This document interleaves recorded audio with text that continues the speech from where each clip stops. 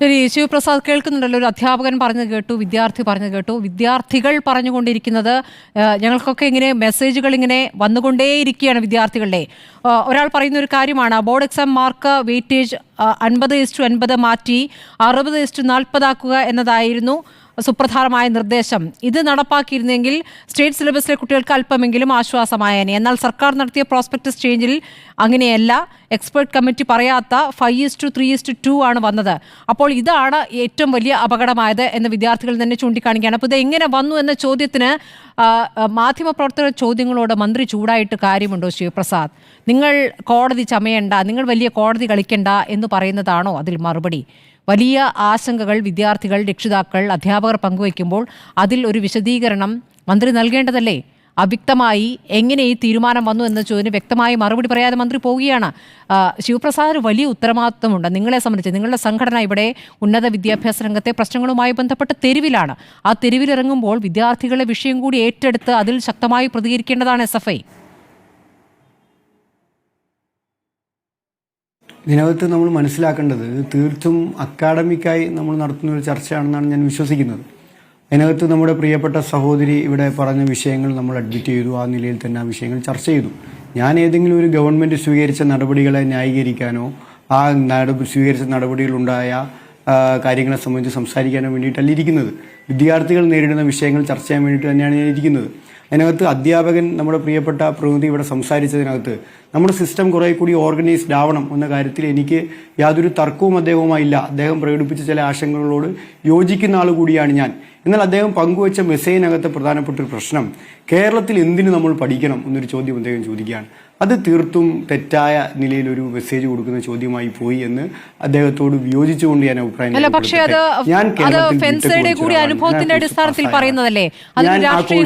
ആ കോഴ്സ് പറയട്ടെ, ഞാൻ പൂർത്തിയാക്കട്ടെ. മേഡം, രാഷ്ട്രീയം കാണുന്നില്ല, അദ്ദേഹത്തെ രാഷ്ട്രീയമായി നിർത്തുമില്ല. ഞാൻ എവിടെയാണ് അദ്ദേഹത്തിന് രാഷ്ട്രീയം ഉണ്ടെന്ന് പറഞ്ഞത്? ഞാൻ അദ്ദേഹത്തിന് രാഷ്ട്രീയം ഉണ്ടെന്ന് പറഞ്ഞില്ല. അദ്ദേഹത്തോട് ബഹുമാനത്തോടെയാണ് ഞാൻ വിയോജിച്ചത്. അദ്ദേഹത്തോട് ഞാൻ പറഞ്ഞത് എന്തിന് കേരളത്തിൽ പഠിക്കണം എന്ന് നമ്മുടെ കേരളത്തിലൊരു അധ്യാപകൻ ചോദിക്കുന്നതിന് വിഷമത്തോടു കൂടിയാണ് ഞാൻ അഡ്രസ്സ് ചെയ്തത്. കാരണം അത്ര മോശമല്ല കേരളത്തിലെ വിദ്യാഭ്യാസം എന്ന് പറയാൻ തന്നെയാണ് ഞാൻ ആ വിഷയത്തെ അഡ്രസ്സ് ചെയ്തത്. ഞാൻ കേരളത്തിൽ ബിടെക് പഠിച്ച ഒരാളാണ്, ഞാനത് പൂർത്തീകരിച്ച ആളാണ്. അങ്ങനെ എത്രയോ വിദ്യാർത്ഥികൾ കേരളത്തിൽ ബിടെക് പഠിക്കുന്നു. എൻ്റെ ഓർമ്മ ശരിയാണെങ്കിൽ കുറച്ച് നാൾ മുമ്പ് കേരളത്തിലെ മാധ്യമങ്ങളാകെ ചർച്ച ചെയ്തത് കേരളത്തിന് പുറത്തെ പല സംസ്ഥാനങ്ങളിലെയും ബിടെക് വിദ്യാഭ്യാസത്തിന് നിലവാര തകർച്ചയെ പറ്റിയാണ്. അപ്പോഴും കേരളത്തിലെ ബിടെക് വിദ്യാഭ്യാസ നിലവാര ചർച്ചയെപ്പറ്റി നമ്മൾ ചർച്ച ചെയ്തിട്ടില്ല. ഇപ്പോഴും ബിടെക് വിദ്യാഭ്യാസ നിലവാര ചർച്ചയെപ്പറ്റി നമ്മൾ ചർച്ച ചെയ്യുന്നില്ല. ഒരു മാധ്യമവും ഇതിനു മുമ്പ്, ഈ റാങ്ക് ലിസ്റ്റ് വരുന്നതിന് മുമ്പ് കേരളത്തിലെ ബിടെക് വിദ്യാഭ്യാസത്തിന്റെ നിലവാര തകർച്ചയെപ്പറ്റി ഒരു മാധ്യമവും ചർച്ച ചെയ്യുന്നില്ല. TCSഉം IBMഉം പോലെ രാജ്യത്തെ, ലോകത്തെ, UST പോലെയുള്ള ലോകത്തെ പ്രധാനപ്പെട്ട സോഫ്റ്റ്വെയർ ഭീമന്മാർ കേരളത്തിൽ ബിടെക് പഠിക്കുന്ന വിദ്യാർത്ഥികളെ വന്ന് ഇവിടെ നിന്ന് പ്ലേസ്മെന്റ് വാങ്ങി കൊണ്ടുപോകാണ് സാർ. എൻ്റെ ജീവിതത്തിലെ അനുഭവങ്ങളാണ് ഞാൻ പങ്കുവെക്കുന്നത്. എൻ്റെ കൂടെ ബിടെക് പഠിച്ച ഒരുപാട് വിദ്യാർത്ഥികൾ വിവിധ സ്ഥാപനങ്ങളിൽ നിന്ന്, പ്രധാനപ്പെട്ട സ്ഥാപനങ്ങളിൽ രാജ്യത്തും ലോകത്തും വർക്ക് ചെയ്യുകയാണ്. ഇത് കേരളത്തിൻ്റെ അനുഭവമാണ്. എത്രയോ കമ്പനികൾ കേരളത്തിലേക്ക് വരുന്നു. അതുകൊണ്ട് ആ നിലയിൽ കേരളത്തിൽ എന്തിനാണ് നാം പഠിക്കുന്നത് എന്ന ചോദ്യം ഇങ്ങനെ ഒരു ചർച്ചയിൽ ഉന്നയിക്കാൻ പാടില്ലാത്തതാണെന്ന് വിനയത്തോടെ, സ്നേഹത്തോടെ അദ്ദേഹത്തോട് ഞാൻ വിയോജിക്കുകയാണ്. നമുക്ക് ചില സിസ്റ്റത്തിൽ ചില തകരാറുകൾ വന്നിട്ടുണ്ട്, അത് വസ്തുതയാണ്. ആ സിസ്റ്റത്തിലെ തകരാറ് അനുഭവിക്കേണ്ടി വന്ന കുട്ടികളാണ് നമ്മുടെ കുട്ടികൾ. ആ കുട്ടികളോട് യോജിച്ചുകൊണ്ട് തന്നെയാണ് ഞാൻ അഭിപ്രായം രേഖപ്പെടുത്തുന്നത്. ആ അഭിപ്രായം രേഖപ്പെടുത്തുമ്പോൾ ഒരു അനീതി കേരളത്തിനകത്ത് ഉണ്ടായിട്ടുണ്ട് സ്റ്റേറ്റ് സിലബസിലെ കുട്ടികളോട്. അത് മാറ്റണം എന്നതാണ് നമ്മുടെ അഭിപ്രായം. MSFന്റെ പ്രതിനിധി എങ്ങനെയാണ് ഈ ചർച്ചയെ സ്വീകരിച്ചത് എന്ന് കേരളത്തിലെ ജനങ്ങൾ വിലയിരുത്തട്ടെ. ഇതിനകത്തേക്ക് രാഷ്ട്രീയം കുത്തിനിറയ്ക്കാൻ ആരാണ് ശ്രമിക്കുന്നത്? രാഷ്ട്രീയ കാഴ്ചപ്പാടോടെ, രാഷ്ട്രീയ കുബുദ്ധിയോടെ ഈ വിഷയത്തെ സമീപിക്കാൻ പാടുണ്ടോ?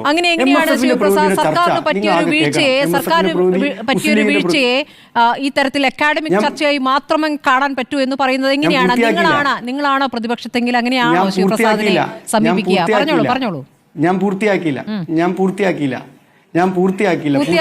രാഷ്ട്രീയ ബുദ്ധി എന്ന വാക്കാണ് ഉപയോഗിച്ചത്. എന്തുകൊണ്ടാണ് ഞാൻ രാഷ്ട്രീയ ബുദ്ധി എന്ന് ചേർത്ത് പറയാം. ഞാൻ എന്തുകൊണ്ടാണ് രാഷ്ട്രീയ ബുദ്ധി എന്ന വാക്ക് പറഞ്ഞത്? കേരളത്തിലെ ഗവൺമെന്റ് ഇപ്പോൾ സ്വീകരിച്ച നടപടിക്രമത്തിലുണ്ടായ പോരായ്മയും കാലതാമസമാണ് നമ്മൾ ചർച്ച ചെയ്യുന്നത്. സ്റ്റേറ്റ് സിലബസിലെ വിദ്യാർത്ഥികൾക്ക് ഉണ്ടായിക്കൊണ്ടിരിക്കുന്ന അനീതിയെ തുടർന്ന് കേരളത്തിലെ ഗവൺമെന്റ് അവരുടെ മാർക്ക് സമീകരിക്കാൻ സ്വീകരിച്ച നടപടി ശരിയോ തെറ്റോ പറയണ്ടേ? വേഗത്തിലെടുത്ത നടപടി തെറ്റാണ് എന്നാണല്ലോ. വേഗത്തിൽ നടപടി എടുക്കരുത് എന്ന് വിദഗ്ധ സമിതി തന്നെ പറഞ്ഞിരിക്കുന്നു. അല്ല, വേഗത്തിലെടുത്തതാണല്ലോ പ്രശ്നങ്ങൾ ഉണ്ടാക്കിയത്. നിലവിലെ പ്രശ്നത്തിന്റെ അടിസ്ഥാനം എന്താ എന്ന് പരിശോധിക്കും. അതിനെ അഡ്മിറ്റ് ചെയ്ത് അഡ്മിറ്റ് ചെയ്യുന്നു. അതെ, അതിനെ അഡ്മിറ്റ് ചെയ്തുകൊണ്ടാണ് മേഡം ഞാൻ സംസാരിക്കുന്നത്. പക്ഷെ എന്റെ ചോദ്യം വളരെ ക്രിസ്റ്റൽ ക്ലിയർ ആണ്. ഈ അനീതിയെ പരിഹരിക്കാൻ ഇടപെടേണ്ടതില്ലേ? ആ അനീതിയെ പരിഹരിക്കാൻ വേണ്ടി ഇപ്പൊ കൊണ്ടുവന്ന ഫോർമുല പ്രകാരം അനീതി പരിഹരിക്കപ്പെട്ടിട്ടുണ്ട് എന്നാണ് ഞാൻ മനസ്സിലാക്കുന്നത്. ഈ 5:3:2 ഫോർമുല എവിടെ നിന്ന് വന്നു എന്നാണ് പ്രിയപ്പെട്ട ലീഗിന്റെ പ്രതിനിധി ചോദിക്കുന്നത്. ആ ഫോർമുല കൊണ്ടുവന്നപ്പോൾ നമ്മളിപ്പോൾ കാണുന്നുണ്ടല്ലോ, സ്റ്റേറ്റ് സിലബസിലെ കുട്ടികൾ റാങ്കിൽ മുന്നിൽ വന്നത്. ആ കോടതി ഉത്തരവ് പിൻവലിച്ചുകൊണ്ടാണല്ലോ അവർ പിന്നിലേക്ക് പോകേണ്ടി വന്നത്. അങ്ങനെ സ്റ്റേറ്റ് സിലബസിലെ കുട്ടികളെ കൂടി പരിഗണിക്കുന്ന ഒരു ഫോർമുല സ്വീകരിച്ച കേരളത്തിലെ നടപടി ശരിയോ തെറ്റോ? ഉണ്ടായ സാങ്കേതികമായ തകരാറ് മാറ്റിവെച്ചാൽ ഞാൻ പൂർത്തിയാക്കട്ടെ. കമ്മിറ്റിയുടെ നിർദ്ദേശത്തിലില്ലാത്തതായിരുന്നു ശിവപ്രസാദ്. എക്സ്പെർട്ട് കമ്മിറ്റിയുടെ നിർദ്ദേശത്തിൽ ഇല്ലായിരുന്നു നിങ്ങൾക്ക് എങ്ങനെ പറയാൻ കഴിയും? എക്സ്പെർട്ട് കമ്മിറ്റി 4 നിർദ്ദേശങ്ങൾ മുന്നോട്ട് വെച്ചിട്ടുണ്ട് മാഡം. ആ 4 നിർദ്ദേശങ്ങൾ നിങ്ങൾ ഈ പറയുന്ന നിർദ്ദേശം, ഇവിടെ നേരത്തെ നവാസ് ഉൾപ്പെടെ സൂചിപ്പിച്ച നിർദ്ദേശം, അത് കുറെ കൂടി ടെസ്റ്റ് ചെയ്യേണ്ടതായിട്ടുണ്ട് എന്നാണ് എക്സ്പെർട്ട് കമ്മിറ്റി പറഞ്ഞത്. ഇത് തമിഴ്നാട്ടിൽ ഈ നിലയിൽ തുടർന്നു പോകുന്ന ഒരു സിസ്റ്റമാണ്. അപ്പോൾ പെട്ടെന്ന് നടപ്പിലാക്കി. ഞാൻ പൂർത്തിയാക്കില്ല, എനിക്ക് ഒരു മിനിറ്റ് കൂടി സമയം തരണം. പൂർത്തിയാക്കാൻ വേണ്ടി കൊണ്ടുപോകും. പിന്നെ ചോദിച്ച ചോദ്യം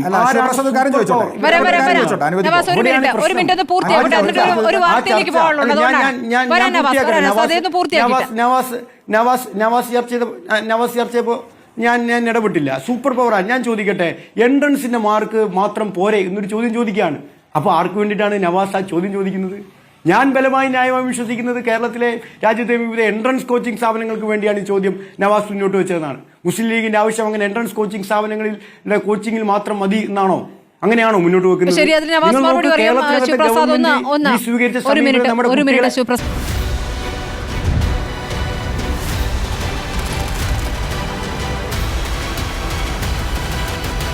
ഡിബേറ്റ് വിത്ത് സ്മൃതി പരുത്തിക്കാട്.